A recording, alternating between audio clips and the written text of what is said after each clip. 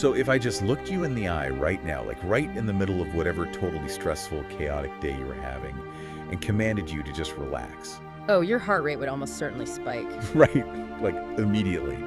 Because modern psychology actually shows that commanding a hyper-vigilant, stressed-out brain to just calm down, it actually triggers a threat response. Yeah, it absolutely does. Your brain interprets that demand to relax as, well, basically just yet another task that you are currently failing at. Exactly. And we are living in this era where, our baseline state is just a perpetual sprint. I mean, we sprint from the alarm clock right into the traffic jam. We sprint through this massive tidal wave of emails. And even when we finally collapse onto the couch at the end of the day, our brains are still sprinting. Oh, 100%. We're doom scrolling through like global tragedies and then aggressive life hacks and 30-second recipes. Just demanding that our nervous systems process all of that novel information simultaneously. It's completely unsustainable. So the big question is, how do you trick a mind that is thoroughly conditioned for this relentless pace into, actually shutting down? Well, it requires a fundamental bypass of the conscious mind. I mean, when the nervous system is in a state of hyper-arousal, the amygdala... That's the threat detection center. Exactly, the brain's threat detection center. Yeah. It is essentially glued in the on position. It's constantly scanning for the next piece of new information or, the next potential danger. Because it thinks we're under attack. Right, and you cannot logic your way out of that state. You can't just decide to turn it off. You have to sneak around it. You do. The mind has to be coaxed, almost tricked, really, into relinquishing its guard. And that requires a very specific architectural approach to language, which honestly is what makes today's source material so incredibly remarkable. Yeah, which brings us to the actual focus of our deep dive today. We aren't analyzing a dense scientific white paper or, breaking down some historical event. No, we're looking at something much more subtle. We're looking at a text titled Long Sleeping Story Number 9, The Last Lighthouse Before Dawn. And on its surface, it just sounds like a nice bedtime story. It really does. But as we comb through the notes and the text itself, it becomes incredibly clear that this is, it's not just a narrative. It is a piece of psychological engineering. It's essentially designed to act as a physiological tranquilizer. Yes. And I really want to unpack this concept of story talking. Because we all know storytelling, right? Yeah. But story talking is, it's different. It's very different. It's the mechanics of how mere words on a page or spoken aloud can actually physically alter your brainwaves and force your body to let go. Right. Because a traditional story creates tension. Exactly. You want to know what happens next. You are invested in the conflict, the climax, the resolution. Which is the exact opposite of what the brain needs to fall asleep. Right. That active engagement keeps you awake. Story talking, conversely, systematically removes tension. It doesn't build a plot, really. It builds a mental environment. An architecture of stillness. Beautifully put, yes. It constructs an architecture of stillness around you, using pacing, sensory gating, and metaphor to actively dismantle your psychological defenses. Okay, so let's look at how it starts dismantling those defenses right out of the gate. Yeah. Because the story doesn't begin with, world building or character introductions. No, the opening directives are aimed directly at the listener, at you. Yeah, the very first lines are, and I'll quote it here, "Tonight, you do not have to go anywhere. There's nothing waiting for you. Nothing that needs to be finished, nothing that needs to be solved before morning." It's incredibly direct. It is. Yeah. And when I read those words, my mind immediately went to like a frozen computer. Oh, that's a great comparison. When you have like 40 tabs open and the cooling fan is just screaming, the cursor's completely frozen, and you have to open the task manager just to force quit the programs, hogging all the memory. You're just pulling the plug on the background processes. Exactly.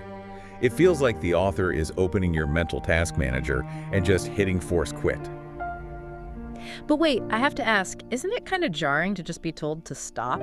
Usually if someone tells me to relax, it backfires. Well, that is an incredibly accurate analogy because of a psychological principle called the Zeigarnik effect. The Zeigarnik effect, what is that? So in the 1920s, a psychologist named Bluma Zeigarnik demonstrated that the human brain remembers uncompleted or interrupted tasks far better than completed ones. Oh, wow. So if I don't finish an email, my brain is just holding on to it. Exactly. Your brain keeps those open tabs running in the background, consuming cognitive resources, just making sure you don't forget them. So when you're lying in bed staring at the ceiling, you are actively experiencing this Zeigarnik effect. You are.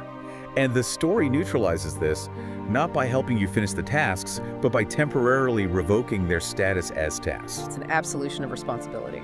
Because I have this habit, right, of trying to meditate, and the second I close my eyes, I suddenly remember that I need to buy paper towels, or I need to text someone back. The mundane things suddenly feel urgent. Right. And the anxiety isn't actually about the paper towels, it's the fear of dropping the ball. Exactly.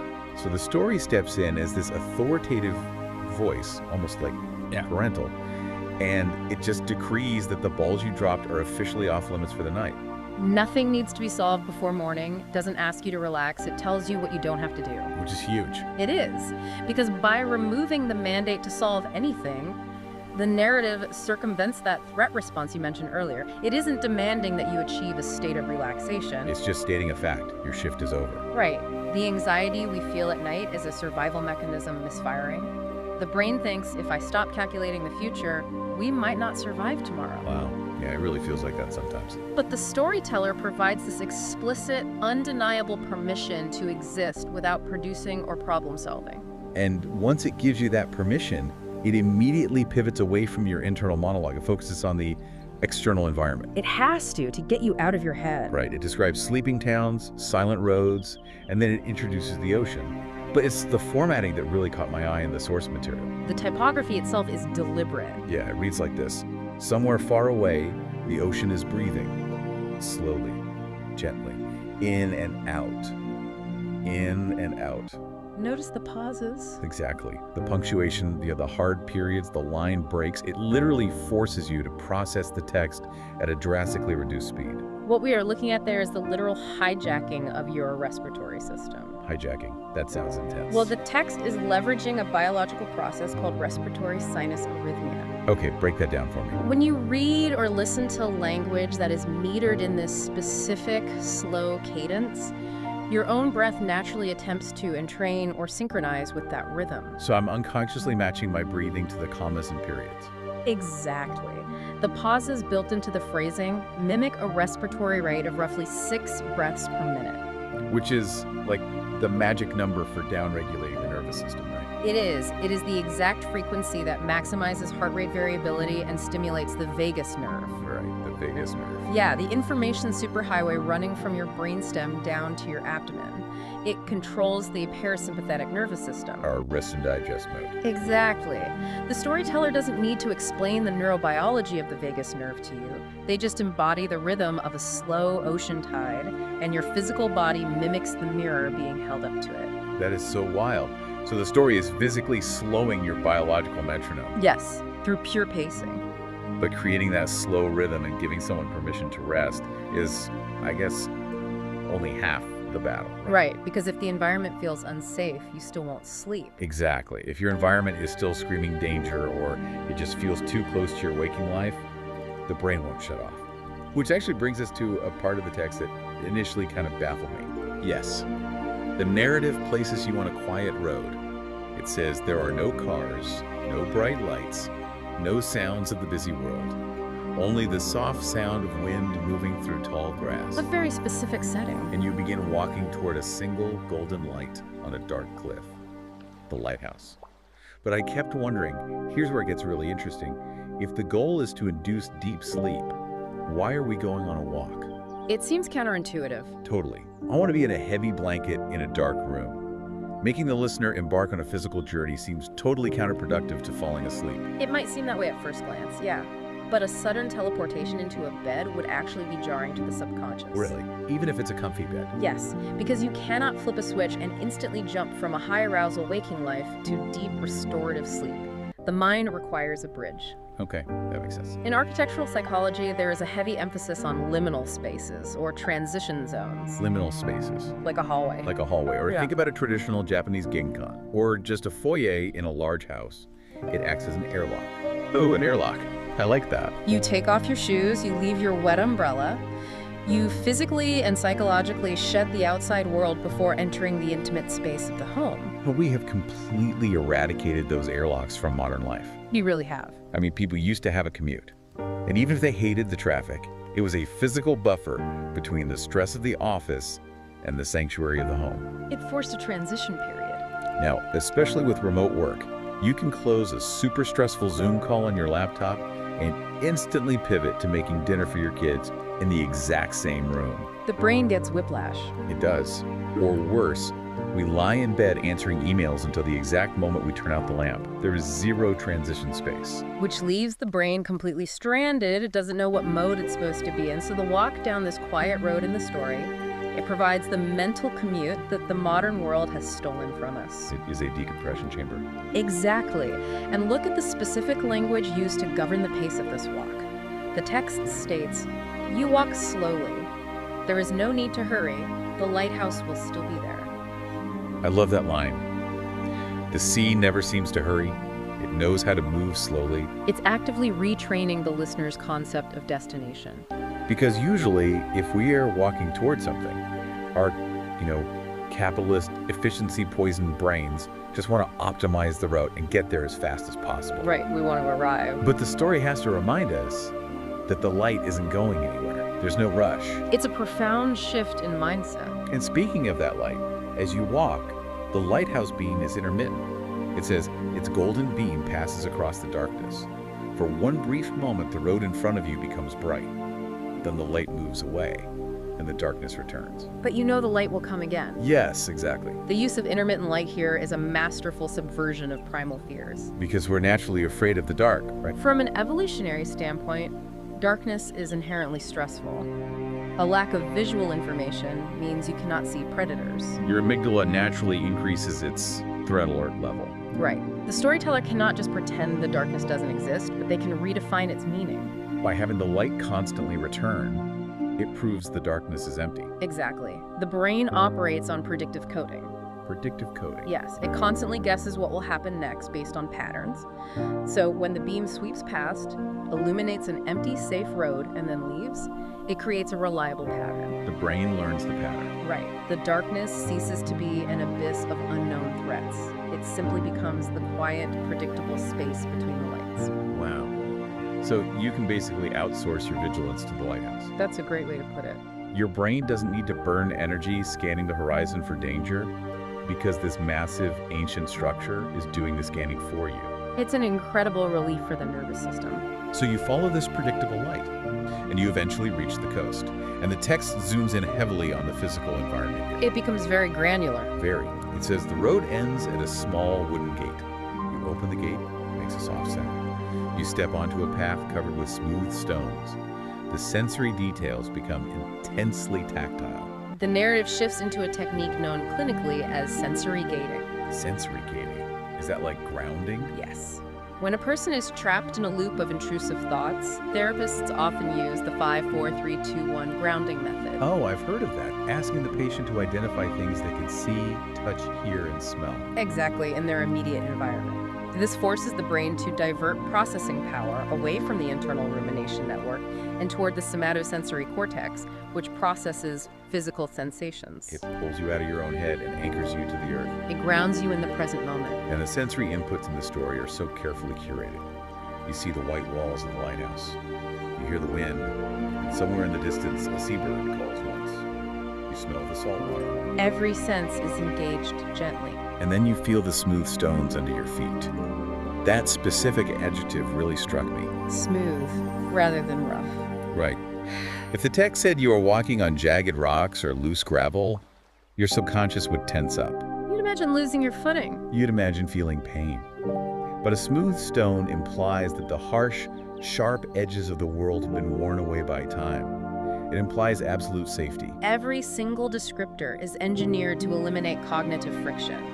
The environment is actively soothing the nervous system. The seabird calling once is a great example of that. Oh, absolutely. A flock of screaming seagulls would be alarming. And complete dead silence might feel eerie or unnatural like a horror movie. Exactly. One distant bird confirms the world is alive but peaceful. It's the Goldilocks zone of sensory input. Just enough to ground you, not enough to wake you up. Precisely. But then the story introduces an action that, I have to admit, I really struggled with at first. Staircase. Yes.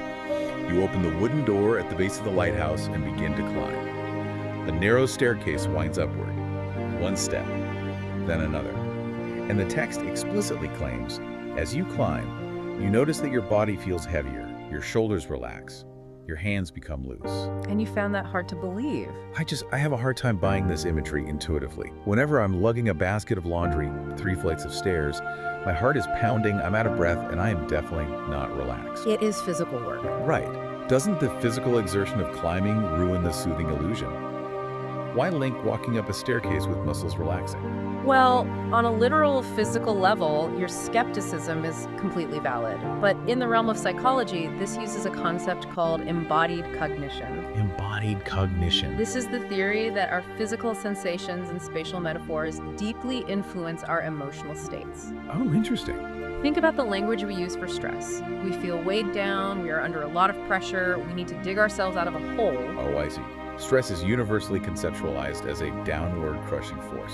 Ah, so ascending the stairs is the metaphorical antidote to that downward pressure. Precisely. The physical ascent is not about cardiovascular exertion, it is about elevation. You are rising above the dense gravity of your daily life. That makes so much sense. Look at how the author contextualizes the climb. It says, and with every step, the noise of the world seems farther away. There are no messages here, no schedules, no responsibilities, no unfinished tasks, only the quiet staircase. You are leaving the floodwaters behind. Yes. As you go up, the armor of your waking life falls off. And that heaviness the story describes isn't the fatigue of climbing, it's the sudden realization of how heavy that armor actually was. It is the ritual shedding of the waking ego. The physical heaviness is the tension leaving your muscles as you let go of that armor. And to ensure the listener doesn't feel trapped in a dark stairwell, the storyteller punctuates the climb with small windows. Visual breaks. The moon is hidden behind clouds, but briefly, the clouds part. A silver path of moonlight appears on the water, stretching from the horizon to the shore. A beautiful image. And the text states, and for a moment, you forget everything else. You simply watch. And something inside you becomes quiet. It forces a pause. That sequence really got to me. The author inserts this philosophical reflection that feels so incredibly relevant to how we operate today. What did it say? It says, perhaps there are moments in life when we do not need answers. We only need something beautiful to look at, something peaceful to listen to, something that reminds us that the world can still be gentle. That is deeply profound. We spend our entire lives demanding answers. We demand them from our careers, from our relationships, from the 24-hour news cycle. We treat our lives like complex equations. Yes, equations that must be solved before we are allowed to rest. Well, the waking mind operates under the delusion that understanding everything is a prerequisite for safety. Oh, that's so true. The ego insists that if it can just analyze the data enough, it can control the outcome. This moment on the staircase is a gentle yet firm rebuke of that mindset. You don't need to analyze the moonlight. Exactly. The sleeping mind requires surrender. You cannot sleep while you are trying to solve the universe. The moonlight on the water isn't a puzzle, it is just an experience. It basically taps you on the shoulder and says, you don't need to figure this out right now, just look at the light. Just be present. And that surrender carries you to the very top, the lantern room. The core of the lighthouse. This room sits beneath a massive turning light. It has windows all around. You sit in a comfortable wooden chair. And the story, which began with this vast, expansive ocean and endless roads, suddenly shrinks your entire locus of attention down to this one small room. It radically reduces the scope of your reality. It feels very safe. In cognitive terms, it is minimizing your attentional field. You are no longer responsible for the town, the road, or the sea. You are merely an observer in a chair watching a light. In the description of the light, it transforms this massive machine of glass and gears into a living organism. Which is a textbook application of neural entrainment. Neural entrainment. That sounds like syncing up again. Exactly.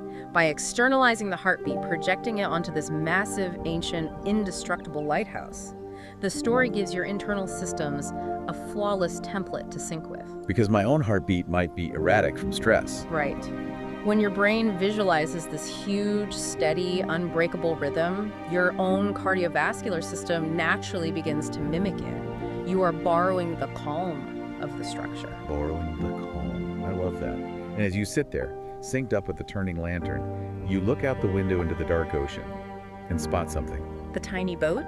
A small boat. Yeah. Very far away. Its lights are tiny, almost invisible, but the lighthouse beam reaches it. It sweeps over it. You watch it move safely, even as it disappears into the darkness, because you know the light will find it again. And this is where the story talking pulls off an unbelievable pivot. It moves from external to internal. It takes this external, literal visual of a boat and flips it into a psychological mirror for the listener. The transition here is seamless. The text reads, and you think about your own life. Perhaps there have been moments when you felt like that boat, moving through darkness, not knowing exactly where you were going, not knowing how long the journey would take, but somehow you kept moving. It validates that deeply universal feeling of flying blind. It really does. Everyone, no matter how successful or put together they seem, secretly feels like they are navigating a tiny boat through pitch black water, just praying they don't hit the rocks. And acknowledging that vulnerability is a very delicate narrative maneuver. Because it could cause panic. Exactly. Pointing out that life is a dark, uncertain ocean could easily trigger an existential panic. The amygdala could flare up, realizing how little control we actually possess. Right, but it doesn't do that. No, because the author immediately anchors this realization in resilience rather than fear. It introduces the concept of the small lights. The story reminds you that even when you were flying blind, there were lights that kept you going. The things that sustained you. And the list it provides is incredibly specific, yet completely universal. A kind word, a familiar voice, a peaceful place, a person who believed in you, a memory, a dream. Now, pay close attention to the instruction that immediately follows that list. Okay. The text explicitly says, you do not have to remember all of them tonight. You can simply know that they existed. Right. That caveat is the most crucial psychological mechanism in this act. Because active memory retrieval is a trap. A huge trap. If a meditation guide or a story tells you to think of a specific time someone was kind to you, it ruins everything. Because your brain goes to work. I immediately start scanning my mental filing cabinet. Who was nice to me recently? Was it my third grade teacher? I don't know what she's doing now. She's still alive. I should look her up on Facebook. Wait, I forgot to reply to my boss's email. It spirals instantly. It takes about 4 seconds for a prompt like that to wake my brain up completely. Because active recall requires the activation of the prefrontal cortex and the hippocampus. It turns on the search engine. Exactly. It turns on the brain's search engine, which consumes energy and generates entirely new thought loops. By explicitly stating you do not have to remember them, the story grants you access to the emotional resonance of gratitude without forcing the cognitive labor of retrieving the specific memories. You get the warm glow without having to do the homework. Precisely. It's brilliant. You can just rest in the vague, comforting knowledge that you have been loved and supported in the past without needing to produce the receipts. It is incredibly restful. So you're sitting in this warm glow. The text notes, time feels different here. There are no flocks, no deadlines. And then you hear a small sound behind you. The artifact. You turn and find an old wooden table. Resting on it is a thick, dust-covered notebook. You open it, and it's filled with different handwriting, names, dates, and short messages from the people who lived and worked in this lighthouse long before you. They wrote about storms, fog, and still seas. Right. The introduction of this artifact, the found notebook, it serves a profound sociological purpose. How so? Up to this point in the narrative, the listener has been utterly alone. It is a peaceful isolation, but it is still solitary. Yeah, just me and the light. And solitude can eventually breed a sense of disconnection. The notebook connects the isolated listener to a lineage. A lineage of watchers. You suddenly realize you are part of a very long chain. It invokes a sense of shared human frailty and endurance. When we are awake at 3 in the morning, plagued by anxiety, the most corrosive thought is that we are the only ones suffering. We feel uniquely broken. We do. Finding this notebook provides the comfort of historical continuity. Hundreds of people have sat in this exact dark room, worried about the fog, weathered the storms, and survived. You are participating in an ancient human ritual. It's the comfort of signing a guest book at a remote cabin in the woods, seeing the scrawled names of people who sat by the same fire 10 years ago. It takes the sting out of the isolation. It really does. And as you flip through the pages of this notebook, you find one message that stands out. It's incredibly short. Just a few words written by a past keeper. Keep the light on. That phrase, keep the light on, acts as the philosophical climax of the entire deep dive. It really is. It recontextualizes the listener's entire relationship with their own anxiety. The realization that hits the listener here is staggering. The text spells it out so clearly. The lighthouse keeper's greatest duty was not to control the sea, not to stop the storms, not to change the weather. The keeper could only keep the light on. This is an application of ancient Stoic philosophy wrapped in a nautical metaphor. Stoicism, Focus on what you can control. Yes. The core of modern anxiety is the delusion of omnipotence. We secretly believe that if we just worry enough, plan meticulously enough, and read enough articles, we can prevent the storms of life from hitting us or the people we love. We believe it is our personal responsibility to control the ocean. Exactly. And it is so exhausting. We try to micromanage our careers, our children's futures, our health, the global economy. We try to build this impenetrable dome over our lives. It's impossible. And when a storm inevitably hits, because storms always hit, we feel like we failed. We blame ourselves. But this dusty notebook says no. Stopping the storm was never your job. You physically cannot control the weather. Your only real job, the only thing you have any actual agency over, is just keeping your own small light alive in the middle of it. The narrative carefully defines what that small light consists of. A little kindness, a little hope, a little patience.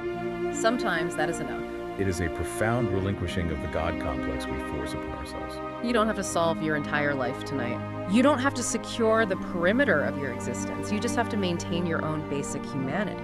It is so incredibly forgiving. It wraps a warm blanket around your limitations as a human being. Yeah. It says it is okay to be small. It is okay to just be the person turning on the lantern. And following this realization, the physical sensation in the story deepens again. It comes back to the body. The text returns to your body. It says, your thoughts are becoming softer, your body feels heavier, your face is relaxed. You have received the message. You have dropped the impossible burden of controlling the universe. And now the true process of letting go can begin. Which brings the narrative into its most surreal, abstract phase. It does get a bit trippy here. Having grounded the listener in physical reality and dismantled their philosophical anxieties, the story can now guide them into the hypnagogic state. The hypnagogic state. The threshold between wakefulness and sleep. Ah, okay. Because it gets very dreamlike here. You aren't just sitting in the chair anymore. The story says, you begin to imagine that you are no longer sitting in the lighthouse. Instead, you are floating gently above the sea. The sea carries you. You feel completely supported. The imagery shifts entirely. From the solid ground of the stairs and the cliff to this feeling of weightless suspension. This mirrors the neurological shift occurring in the brain as it enters stage 1 sleep. Where you kind of lose sense of your body. Yes. The physical boundaries of the body begin to blur. The sensation of being held by the water without needing to paddle or exert effort to stay afloat reinforces that complete surrender of control we just discussed. And while you are floating there, the story introduces a physical object for your abstract thoughts. The wooden boat. It says, let the day go. Let the worries go. Imagine placing them into a small wooden boat, one by one. A worry, a thought, a responsibility, a question, a memory. You externalize them. And you place them in the boat, push it away into the darkness, and watch the waves carry it off. What the author is doing here is embedding a foundational cognitive behavioral therapy, or CBT, technique seamlessly into the imagery. A CBT technique. Really? Yes. In clinical settings, therapists use visualization and externalization to break obsessive thought loops. Oh, to get the thoughts out of your head. When a worry remains entirely in the abstract space of your mind, it feels infinite. It echoes off the walls of your skull. It feels like it's everywhere. By visualizing the worry as a discrete physical object and placing it into a container, the wooden boat, you are utilizing neuroplasticity to literally reshape how your brain interacts with the stressor. You watch it move away from you. Which distances the amygdala from the perceived threat. You are giving the baggage a physical location outside of your own body. But here is the observation that I found absolutely crucial. The story has a caveat. It doesn't just toss them away. Right, it doesn't just say, throw your worries into the ocean and never see them again. It says, sometimes letting go does not mean forgetting. It simply means allowing yourself to rest. You can remember tomorrow. You can think about tomorrow. That phrasing is vital. Why include that? Usually when people talk about letting go, they imply chucking it into the void forever. Good vibes only, right? Well, because the subconscious mind views forgetting as a direct threat to survival. Oh, right. If an anxious brain is fixated on an upcoming presentation at work, and you tell that brain to just forget about it, the brain will rebel violently. They'll double down. It will scream, I cannot forget about it. If I forget, I will get fired, I won't be able to pay rent, and I will die. So the amygdala acts as a guard dog. Exactly. Right. If you tell the guard dog to go to sleep and leave the front gate wide open, it's just going to bark twice as loud to make up for your negligence. Precisely. So the story negotiates with the guard dog. It strikes a deal. It says, we aren't throwing this vital information away. We aren't deleting it.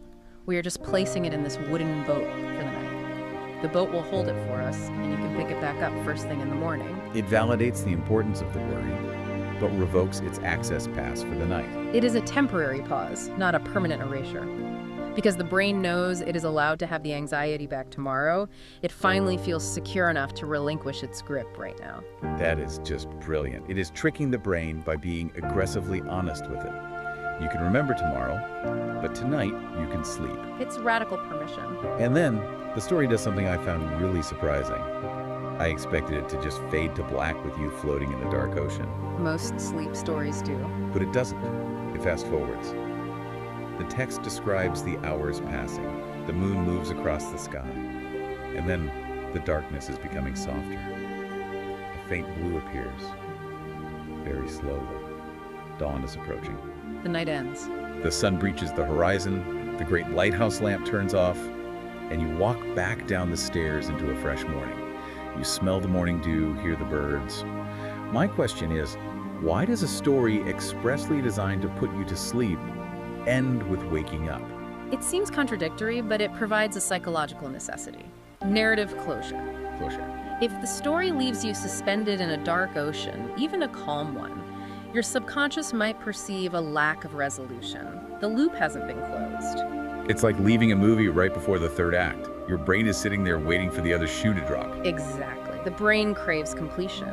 By accelerating time and bringing the narrative safely to dawn, the storyteller provides proof of survival. Proof of survival, that's powerful. The subconscious mind needs to know that the night is survivable. The story demonstrates that the darkness ended, the sun returned, the lighthouse functioned perfectly, and you made it to the morning completely unharmed. The guard dog can finally clock out. Once the subconscious witnesses that the night of the narrative was navigated without disaster, it feels safe to let you drift off into your own real night. It's giving your brain the emotional receipt that everything is going to be okay. You stand by the sea in the morning sun, feeling calmer, lighter, more peaceful. A fresh start. And the final message of the text is this affirmation. Even in darkness, there can be light. Even when you are tired, you can rest. And even when you cannot see the way forward, you can wait. You do not need to see the entire journey, only the next step. It beautifully synthesizes the entire psychological architecture we've unpacked. Every single element. The removal of the burden to fix everything, the establishment of the transition space, the physiological slowing of the breath, and the ultimate reassurance that the external world, the sun, the ocean, the passing of time, will continue to function perfectly well even while you are resting. You're not required to hold the universe together tonight. You really aren't. Looking back over this entire deep dive, it really is a masterpiece of psychological engineering. It is brilliantly constructed. It pulls you out of your frantic, tab-filled brain. It walks you through a liminal space to create distance from your waking stress. It uses the visual pendulum of the lighthouse to soothe your threat detection systems. It covers all the bases. It guides you up those stairs to shed the heavy gravity of your responsibilities and seats you in front of this massive external heartbeat to entrain your own nervous system. And connects you to others. Right, it connects you to a historical lineage through the notebook, completely relieves you of the burden of controlling the storms of life, and finally lets you place your anxieties into a boat while proving to you that the sun will always rise again. It is an incredible testament to the power of story talking. It truly is. It leverages pacing, somatic imagery, and profound philosophical metaphors to systematically dismantle the barriers we construct against our own peace. It forces us to let go. As we wrap up this deep dive into the architecture of stillness, we've spent all this time focusing on you following the lighthouse, on you being the tiny boat guided by the beam in the dark, finding a way to let go of the need to control the sea. But I want to leave you with a thought that builds on everything we've explored today. A crucial reflection. A question to take with you into your own quiet spaces long after this is over. Think about the waking world you navigate every day. Whose quiet, steady light are you relying on when your own sea gets rough? Who are the people in your life who serve as your lighthouses when you cannot see the shore? And perhaps more importantly, as you move through the dark oceans of the modern world, for whom are you keeping the light on? It's a beautiful thing to ponder. You don't have to stop their storms, and you don't have to stop your own. You just have to leave the light on. Thank you for joining us on this exploration of the quiet spaces. Carry this sense of peace into your own night. Close those mental tabs and remember that tomorrow can take care of tomorrow. For now, you can simply rest. Imagine a piece of literature where the author's ultimate goal, like their sole metric of success, is that you never actually finish reading. Right. It is completely wild to think about. Yeah. A story engineered from the very first syllable to basically dismantle your attention span and make you lose consciousness before the final page. It completely upends the traditional rules of writing. I mean, normally an author wants to grip your attention and just refuse to let go. Oh, for sure. They want you on the edge of your seat. Exactly. Yeah. But here, they are actively trying to negotiate a hostage release with your waking brain. Which makes today's source material such a brilliant paradox. So, welcome to this deep dive. Today we are examining a complete final script for a sleep story, and it is titled The Lighthouse That Remembered Dreams. And we really have a great mission for this deep dive. We do. We aren't just going to recap a bedtime tale for you. We are going to unpack the actual architecture of sleep storytelling. Yeah, because it is a highly structured thing. Right. We are going to explore how this specific script uses pacing, deliberate sensory imagery, and some surprisingly heavy emotional themes to biologically and psychologically hack the human mind. Lulling it right into a state of deep rest. Because honestly, it truly is an architectural feat. It really is. Sleep storytelling isn't just, ambient white noise or some plotless drone. It is a highly structured psychological tool that is just cloaked in a narrative. Yeah, cloaked is the perfect word for it. Every single word is chosen to trigger a specific physiological response. So to understand how that works, I want you to picture the opening scene the script lays out. You are immediately placed in a quiet night.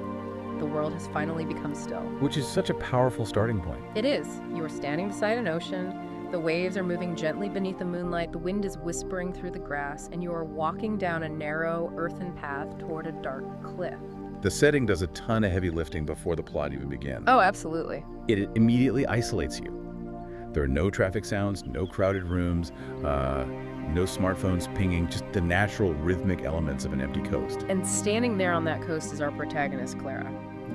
She is completely alone. And the script, it doesn't waste time on complex action sequences or intricate backstory at all. No, it zooms right in. Yeah, it explicitly focuses on very slow, gentle movements. There is a lighthouse on the cliff, and its golden light is sweeping across the dark sea. And then there is that repetition. Yes. The script repeats this phrase once, twice, again, and again. And underlying that sweeping light is the periodic resonant ringing of the lighthouse bell dong. That sweeping light and that bell, they are basically the foundational pillars of the entire cognitive hack. Okay, let's unpack this, because when I first read that opening, I just kept visualizing a hypnotist's swinging pendulum. Oh, that is a great analogy. Or maybe like a really slow metronome sitting on a piano. The golden light sweeps, the bell rings. It really feels like the script is actively trying to physically slow down your internal clock by providing these recurring sensory anchors. What's fascinating here is the clinical psychology behind that exact mechanism. That is what makes this so incredibly effective. Right, because it's not just pretty words. Not at all. Right. When we try to calm a dysregulated nervous system in a therapeutic setting, we use grounding techniques. Throughout your day, your brain is in a state of hypervigilance. Constantly on edge. Yeah, it is tracking a million unpredictable variables, emails, conversations, the car braking suddenly in front of you. That keeps your sympathetic nervous system, your fight or flight response, highly engaged. So the brain is basically just stuck in high gear. Precisely. So by introducing this repetitive golden light and the slow, resonant dong of the bell, the story creates a perfectly enclosed, predictable environment. A safe zone, kind of. Right. It activates the parasympathetic nervous system, specifically stimulating the vagus nerve.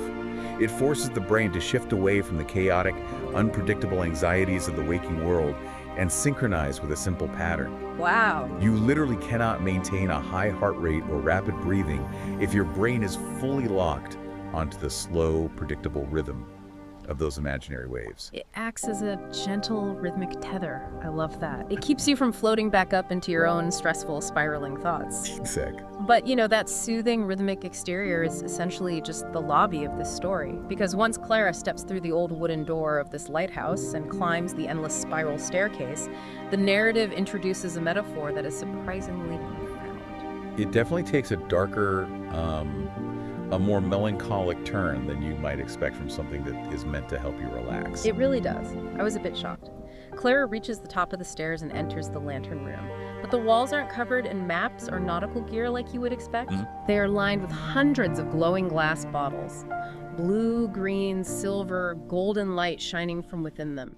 And she meets the keeper of the lighthouse, this old man with a lantern named Elias. And when Clara asks what is inside the bottles, Elias tells her they are dreams. Specifically, the dreams people have forgotten.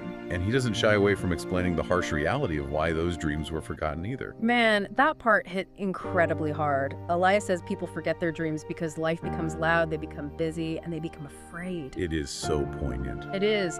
And then Clara finds her own bottle, a glowing golden one, and touching it unlocks a deeply repressed memory. Right, the memory of her grandmother. Yeah, she is 8 years old, standing on a beach with her grandmother, drawing a lighthouse in the sand. And her grandmother tells her the lighthouse shines for someone who needs to find their way home. Such a beautiful image. But then we learn that Clara stopped dreaming, stopped writing, and stopped wondering entirely after her grandmother died. She just became practical, dizzy, and responsible.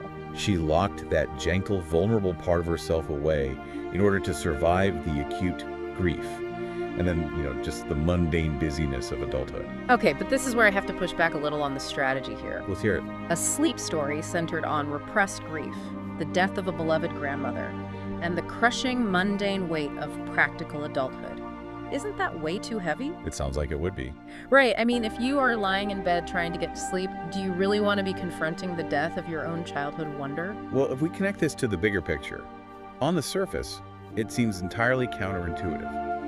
Why not just tell a story about a happy bunny in a meadow, right? Exactly. Give me the happy bunny. But if we look at the cognitive behavioral principles of sleep anxiety, it actually makes perfect sense. Ignoring daily anxieties or pretending sadness doesn't exist, that rarely works for a racing mind. Because it just pushes it down. Right. If you tell an insomniac, don't be stressed, their brain immediately highlights the stress. The classic don't think of a pink elephant problem. If you try to force yourself not to think about your impending deadline, that deadline is all you can see. Yes. What this script does is far more sophisticated. It acknowledges the gentle melancholy we all feel late at night. That quiet 2 a.m. feeling? Right. When the house is quiet and the distractions of the day are gone, that is when the grief, the regret, and the feeling of missing out on life all creep in. Yeah, they really do. The story validates your quiet nighttime anxieties. But it doesn't just leave them hanging out in the open. It safely contains them. Oh, it puts them in the glass bottle. Exactly that.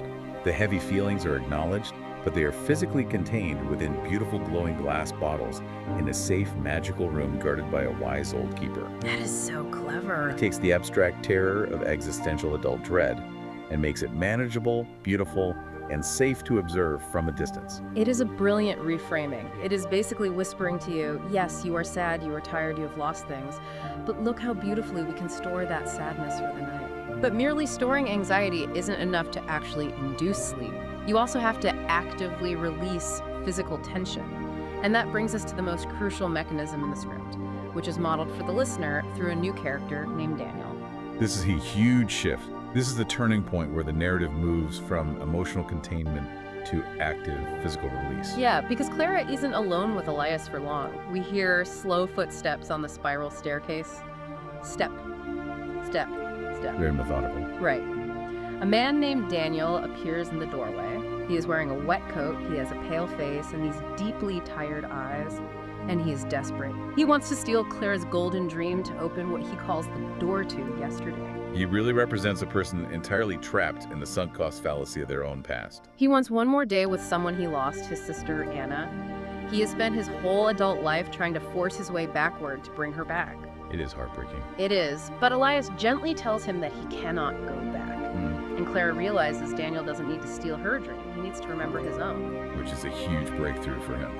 Yeah, and when he finally stops trying to force a solution, a memory returns to him. He remembers Anna laughing, running through a sunny field with a brilliant red kite. The great visual. Clara tells him Anna doesn't need him to stay trapped in the past. She tells him he needs to live. Daniel touches a red bottle, briefly sees Anna on the beach, and she echoes that command.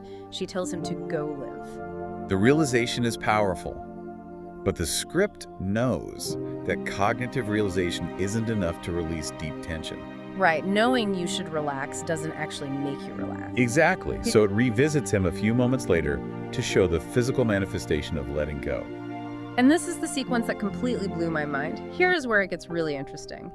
Later in the story, Clara visits Daniel again in this sort of in-between dream space. Right. He is sitting by an open window, looking much older, and he is physically clutching that red kite from his memory.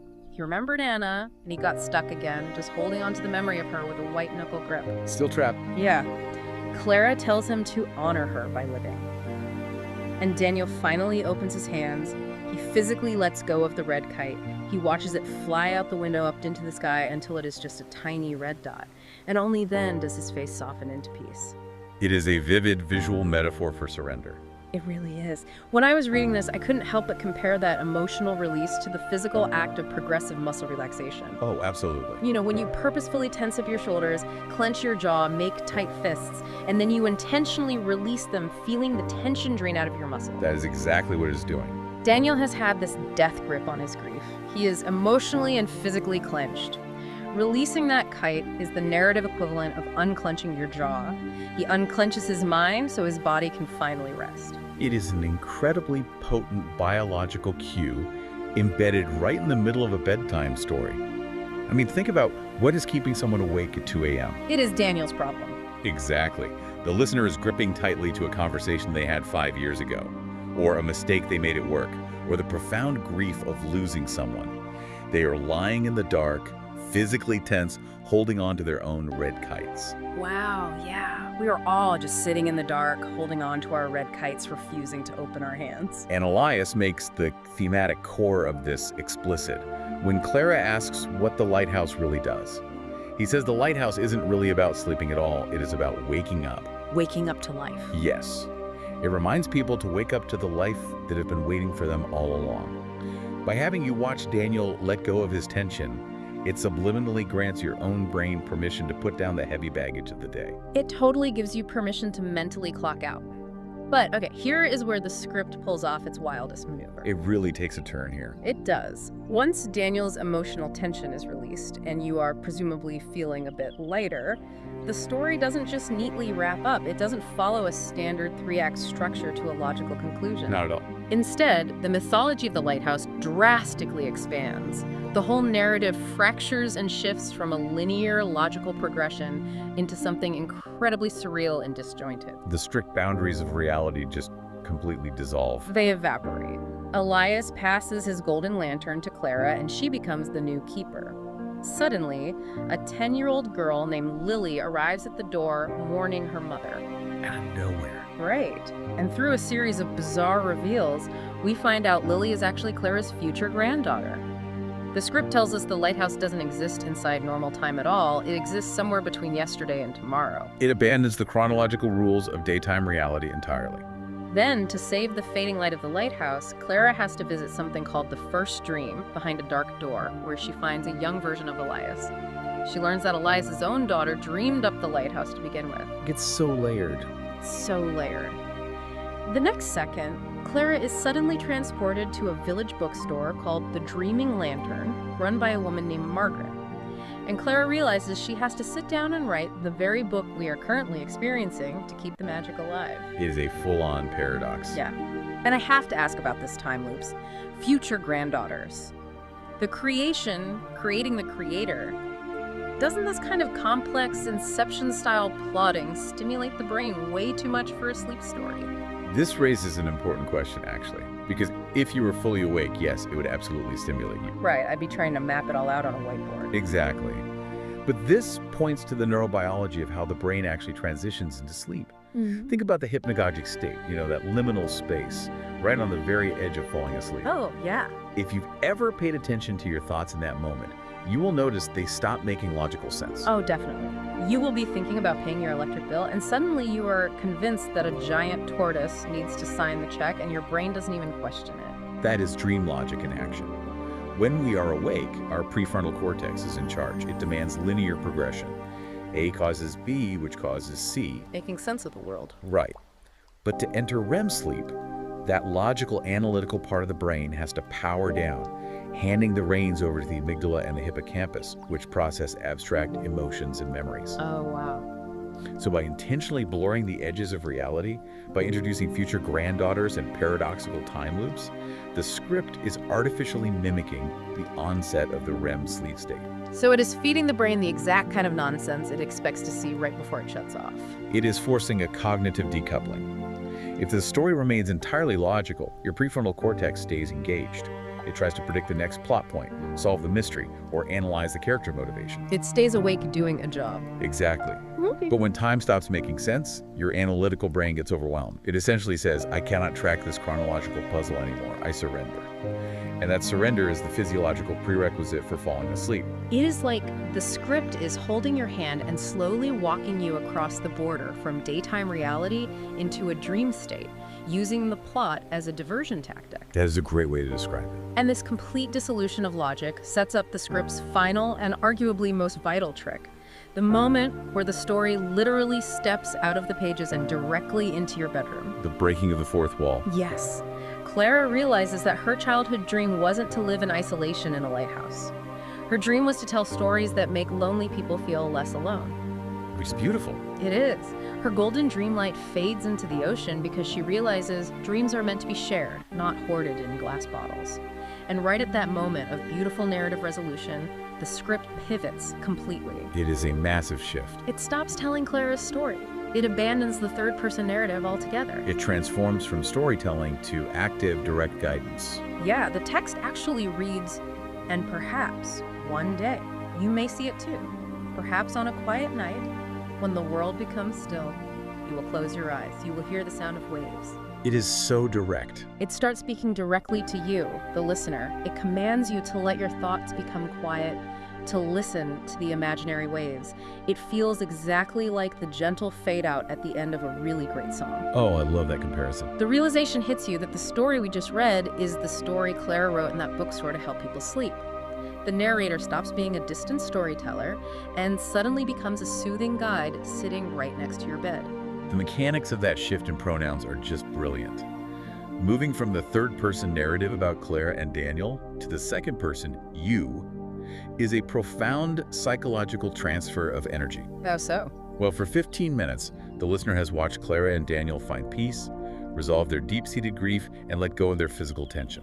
By suddenly shifting to you, the script takes all of that accumulated peace and effectively transfers it directly onto the listener. It is like handing the listener the golden lantern. It is. It says, they found their peace, they let go of their kites, and now it is your turn. It also uses incredibly suggestive clinical language in this final phase. Like what? Phrases like, let your thoughts become quiet, or the day slowly drifts away. It is no longer suggesting relaxation through metaphor. It is directly instructing your nervous system to shut down, using the safe, contained environment of the lighthouse as the backdrop. And it ends by bringing back that recurring, grounding motif from the very beginning. The final bell rings. Dawn. The golden light passes over the ocean, the waves become softer, and the guide tells you that your dreams are finally finding their way home. It is so cohesive. It is an incredibly hypnotic, sensory-rich package that brings everything full circle.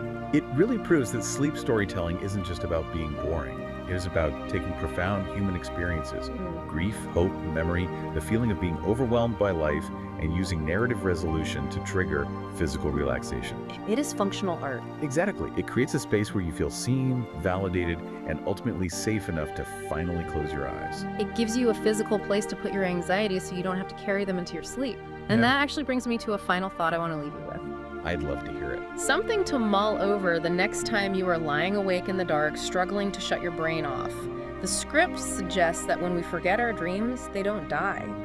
They wait for us in this beautiful lighthouse guarded by an old keeper. Right. So what if the very act of going to sleep isn't just a biological necessity? What if it isn't just about resting our tired physical bodies, but taking a necessary nightly journey? A journey to where? A journey to visit the parts of ourselves, our old hopes and forgotten wonder, that we are simply too busy, too practical, or too afraid to listen to during the loud hours of the day. That is a fascinating perspective. Maybe we aren't just turning our brains off. Maybe we are going back to check on the things we have left behind. A lighthouse waiting just beyond the darkness of the conscious mind. Exactly. Think about that the next time you close your eyes and let the imaginary waves roll in. What forgotten dream is waiting for you in a glowing glass bottle? Thank you for joining us on this deep dive. It has been great. It has been an absolute pleasure unpacking the architecture of sleep storytelling with you. We hope you will join us for our next exploration, where we will dive into another fascinating corner of the things that shape our world. Until next time. Until then, just remember, somewhere out there, a golden light is sweeping across the water. Once, twice, again, and again. Sleep well.